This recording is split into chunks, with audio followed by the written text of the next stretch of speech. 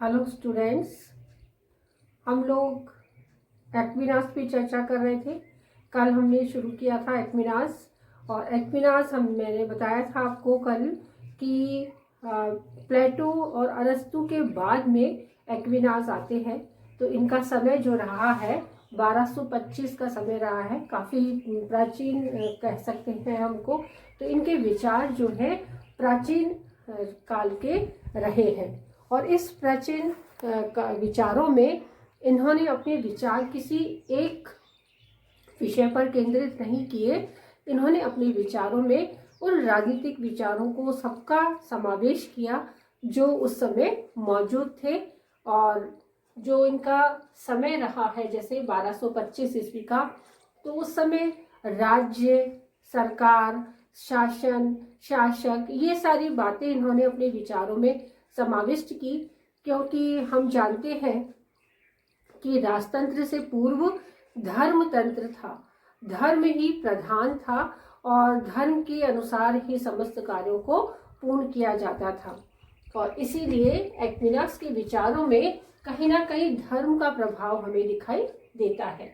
तो आज हम पुनः उनके कार्यों को कंटिन्यू करते हैं, और जो उन्होंने बताए अपने राजनीतिक विचार, तो उन विचारों में 3 पॉइंट हम लोग पढ़ चुके हैं। आज चौथा पॉइंट पढ़ रहे हैं, और वो है सरकार के कार्य। तो जो सरकार कार्य करती है वो कौन कौन से विभिन्न विशिष्ट कार्य हैं जो एक्विनास की दृष्टि में उस समय सरकार को करने चाहिए थे, हम पढ़ते हैं।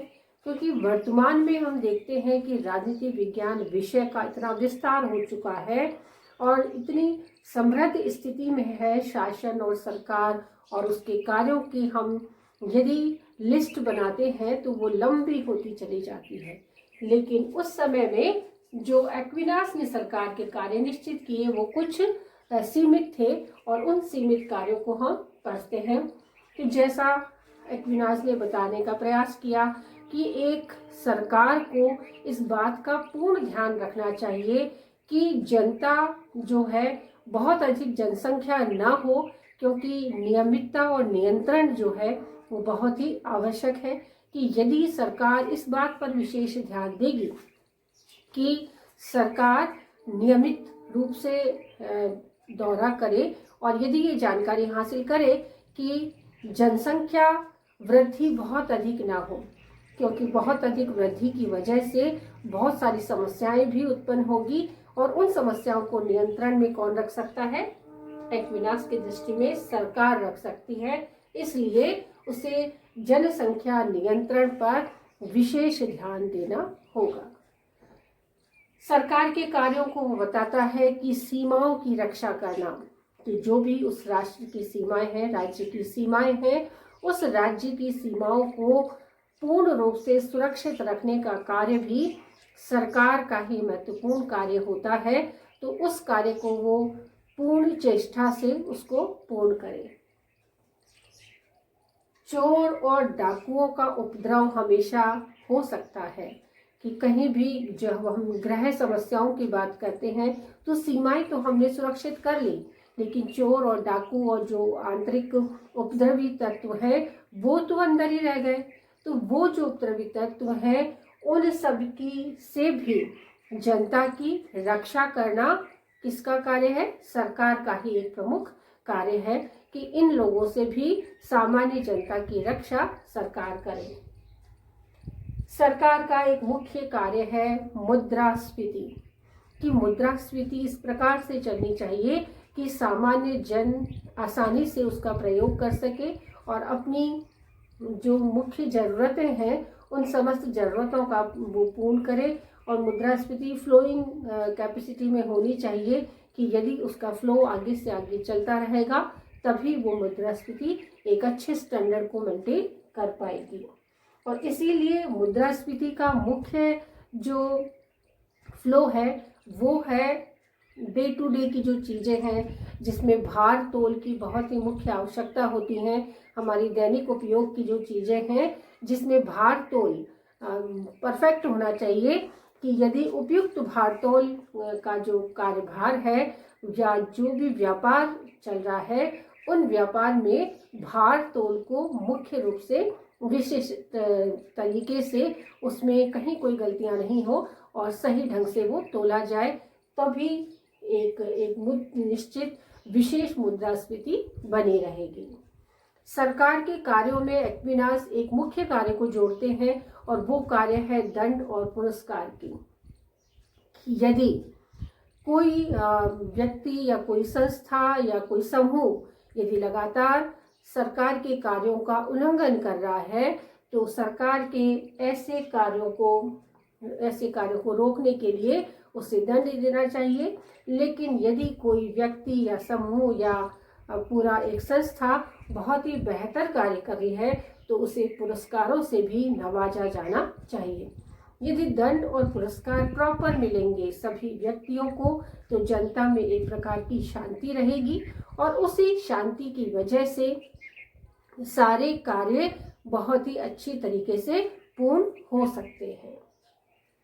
लेकिन इन सब में जो शक्तिशाली हैं, जो योग्यताधारी हैं, जो सक्षम हैं, वो तो अपने कार्यों को पूर्ण कर ही लेंगे। लेकिन समाज में हर प्रकार के लोग होते हैं, जैसे दीनहीन है, दरिद्र है, अपाहिज है, या कोई विशेष परिस्थितियों की वजह से कोई बहुत ही ज़्यादा परेशान है, तो ऐसी परिस्थितियों में भी सरकार को उनकी ओर विशेष ध्यान देना होगा और ऐसे दरिद्रों का भरण पोषण के लिए विशेष प्रकार की सुविधाएं उन्हें उपलब्ध करानी ही होंगी। तो इस तरीके से जो बताता है ये एक्विनास सरकार के कार्य, उनकी नज़रों में जो बेस्ट कार्य थे उस समय के, वो सरकार के कार्य उन्होंने बताए। लेकिन वो 1225 के आसपास का समय था। यदि हम वर्तमान में सरकार के कार्यों की बात करते हैं तो काफ़ी लंबी लिस्ट हमारे सामने मौजूद है जिन्हें सरकार बखूबी तरीके से निभाती है। दूसरा कार्य है संपत्ति संबंधी विचार, कि एक्विनास संपत्ति का समर्थन तो करते हैं लेकिन निजी संपत्ति का समर्थन वो इसलिए नहीं करते कि निजी संपत्ति से पाप पैदा हो सकता है, इसलिए संपत्ति का प्रयोग जो हो वो सामूहिक रूप में हो। कि जब कभी भी व्यक्ति निजी संपत्ति इकट्ठा करने का उसको एक लालच आ जाता है तो वो लालच उससे कई प्रकार के गलत कार्य भी करवा देता है। ऐसा डर था एक्विनास को, इसलिए एक्विनास ने अपने विचारों में ये मुख्य बात रखी कि यदि व्यक्ति के लिए संपत्ति आवश्यक है लेकिन उस संपत्ति का प्रयोग वो सामूहिक रूप में करे, उसको समूह में उसका प्रयोग करता रहेगा सामूहिक रूप में, तो उसकी ज़्यादा अच्छे तरीके से वो सम्मिलित रूप में वो खर्च करेगा, तो वो उस संपत्ति का वो समर्थन करते हैं। क्योंकि यदि उपयोग सामूहिक होगा तो वो व्यक्ति कभी भी गलत कार्यों को करने के लिए प्रेरित नहीं हो सकता। लेकिन यदि इस सामूहिक उपयोग में धर्म की पृष्ठभूमि मिल जाए, क्योंकि धर्म को बहुत उच्च स्थान प्राप्त था उस समय में, तो धर्म की पृष्ठभूमि यदि संपत्ति को मिल जाती है तो फिर वो संपत्ति समस्त दोषों से मुक्त हो जाती है। कोई कष्ट रहता ही नहीं है कि धार्मिक पृष्ठभूमि में यदि सामूहिक उपयोग के लिए संपत्ति का प्रयोग हो रहा है तो फिर वो संपत्ति पूर्ण रूप से अच्छी संपत्ति के रूप में खर्च हो रही है, एक अच्छी जगह योगदान हो रहा है, तो वो उस संपत्ति का एक्विनास समर्थन करते हैं। और ये कहने के लिए विशिष्ट वो बात कहते हैं कि धर्म की छाप जब लग जाती है तो समस्त संपत्ति दोषों से मुक्त हो जाती है, कि किसी भी प्रकार के दोष उस संपत्ति में नहीं रहते। तो संपत्ति का समर्थन वो किस रूप में करते हैं कि व्यक्तिगत उपयोग ना हो, उसका उपयोग सामूहिक रूप में हो, और सामूहिक उपयोग के साथ साथ धर्म की पृष्ठभूमि में यदि वो धन खर्च होता है तो वो धन समस्त दोषों से मुक्त होता है। अतः उस संपत्ति का एक्विनास समर्थन करते हैं। अगले विचारों की कड़ी है दासता संबंधी विचार, क्योंकि उस समय संघर्ष का समय था। और संघर्ष में युद्ध होते रहते थे और उस युद्धों में वीरता दिखाने का एक अपना ही अंदाज होता था। तो एक्विनास इस दास्ता संबंधी विचारों को कुछ इस प्रकार से प्रदर्शित करते हैं कि जो सैनिक युद्धों में भाग लेते हैं उन्हें इस बात का डर होना चाहिए कि यदि कहीं हम युद्ध हार गए, किसी कारणवश हम युद्ध हार जाते हैं, तो उन सैनिकों को बंदी बना लिया जाएगा और बंदी बनाकर उनको दास बना लिया जाएगा और दास की स्थिति बहुत ही बुरी स्थिति होती थी। तो उस डर की वजह से कि उस बुरी स्थिति से बचने के लिए प्रत्येक व्यक्ति अच्छे से अच्छे ढंग से अपनी वीरता का प्रदर्शन करेगा।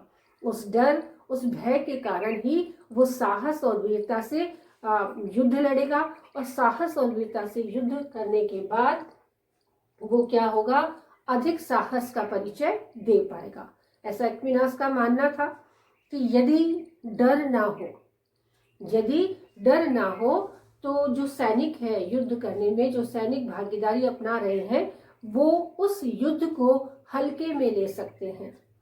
तो कोई भी सैनिक किसी भी युद्ध को हल्के में न ले और जब भी कोई युद्ध लड़े तो उसमें अपनी पूर्ण क्षमता और पूर्ण वीरता का वो परिचय दे, तभी वो युद्ध लड़ा जा सकता है और जीता भी जा सकता है।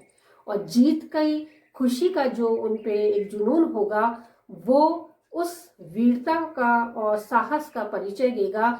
जो डर उनमें मौजूद है, दास्ता का डर, वो हमेशा बनाए रखना चाहिए ताकि वो अपनी वीरता का प्रदर्शन करते रहें। कि वो भय ही ऐसी चीज है जो उन्हें रिवर्स में, कि कई बार ऐसा होता है कि हमें अपने विशिष्ट परिणाम प्राप्त करने के लिए डर का एहसास कराना पड़ता है कि यदि तुम ऐसा नहीं करोगे तो ऐसा भी हो सकता है। जैसे हम छोटे छोटे बच्चों को बहुत सारी बातों में छोटा छोटा उनको डराते हैं और उस डराने का अर्थ ये नहीं कि बच्चे को कमजोर बनाना है, उसका अर्थ कमजोर बनाना नहीं, वरन उसका प्रतिफल शक्ति के रूप में उभर कर आए कि वह व्यक्ति उस डर से उबर पाए और उस शक्ति का अनुभव कर पाए जो उसमें आंतरिक रूप से मौजूद है। तो उसी शक्ति का प्रदर्शन एक्विनास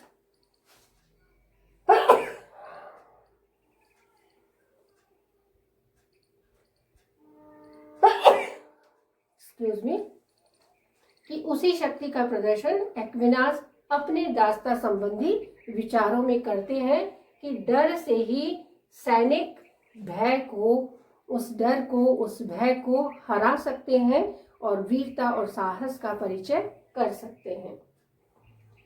एक्विनास के अगले विचार है राज्य और चर्च से संबंधित। एक्विनास ने अपने विचारों में राज्य और चर्च, जो दो समकक्ष नजर आने वाली संस्थाएं हैं, उनमें से राज्य को अधीन और चर्च को उच्च स्थिति पर देखा है। उसका मानना है कि व्यक्ति के दो प्रकार के कार्य करने होते हैं और वो कार्य होते हैं, एक तो भौतिक सुख से प्राप्त करना होता है और दूसरा पारलौकिक सुख से प्राप्त करना होता है। तो इन दो लक्ष्यों को मुख्य आधार बनाकर प्रत्येक व्यक्ति अपने जीवन को चलाता है। तो इस जीवन पद्धति में, इस सामाजिक जीवन पद्धति में कहीं भी कोई कष्ट ना हो, तो उसके लिए हमें क्या करना होगा, पारलौकिक सुख की बजाय हमें भौतिक सुखों पर ध्यान देना होगा। तो इनका मानना है कि चर्च हमेशा उच्च स्थिति में रहता है, यानी क्योंकि उसमें धर्म होता है, और राज्य, दोनों ही हमारे लिए बहुत ही महत्वपूर्ण संस्थाएं हैं। राज्य भी हमारे लिए बहुत सारे महत्वपूर्ण कार्यों को पूर्ण करता है और चर्च भी हमारे लिए बहुत ही महत्व रखता है। लेकिन यदि चर्च और राज्य का कंपैरिजन किया जाए, एक तुलनात्मक अध्ययन यदि किया जाता है चर्च और राज्य का, तो उसमें से राज्य अधीन स्थिति में है और चर्च उच्च स्थिति में होता है। तो वो बताता है कि मनुष्य के दो लक्ष्य हैं, पहला भौतिक सुख और दूसरा पारलौकिक सुख। तो राज्य जो अधीन स्थिति में है वो हमें भौतिक सुखों का लाभ पहुंचाने के लिए मौजूद है। वो हमारे जीवन में जो भी भौतिकता है जिसे हम खरीद सकते हैं, भौतिक सुख जो खरीदा जा सकता है, उसे प्राप्त करने के लिए राज्य हमारा मददगार हो सकता है, होना चाहिए, मददगार होना चाहिए राज्य को। और दूसरा जो सुख है पारलौकिक सुख, उस सुख को प्राप्त करने के लिए चर्च हमारा मददगार होगा। तो दोनों ही सुखों में जब हम देखते हैं कि भौतिक सुख और पारलौकिक सुख यदि हमारे जीवन में दोनों मौजूद है तो वो जीवन कितना श्रेष्ठकर होगा। तो उस श्रेष्ठकर जीवन को प्राप्त करने के लिए एक्विनास अपने विचारों में इन दोनों ही बातों को सम्मिलित करता है कि राज्य की उपस्थिति मनुष्य के जीवन में समस्त भौतिक सुखों को प्रदान करने के लिए बनी हुई है। और इन भौतिक सुखों का आदान प्रदान ही जब राज्य में होता है तो वो राज्य एक श्रेष्ठ राज्य है और मनुष्य के लिए एक कल्याणकारी संस्था के रूप में जो मौजूद है।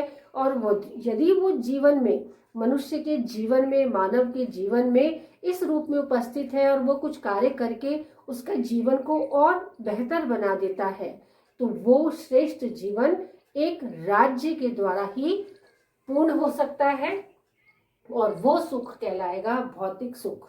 इसमें समस्त चीजें आ जाती है जो राज्य उस जमाने में कर सकता था, कि वही बातें जो सरकार से रिलेट करती हैं कि सीमाओं की रक्षा करेगा, जनसंख्या नियंत्रण होगा, समाज में एक प्रकार की व्यवस्था होगी, बिजनेस के अंदर भार तोल या मुद्रास्फीति की जो बात होती है वो नियंत्रित रहेगा।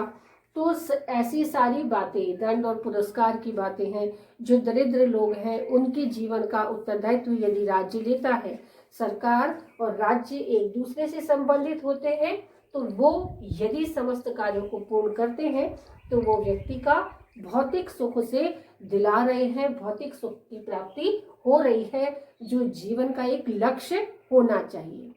दूसरा महत्वपूर्ण लक्ष्य पारलौकिक सुख, कि हमारा जीवन दो भागों में बटा हुआ है, कि हमें यहाँ पर भी उतना ही सुख चाहिए और वहाँ पर भी उतना ही सुख चाहिए।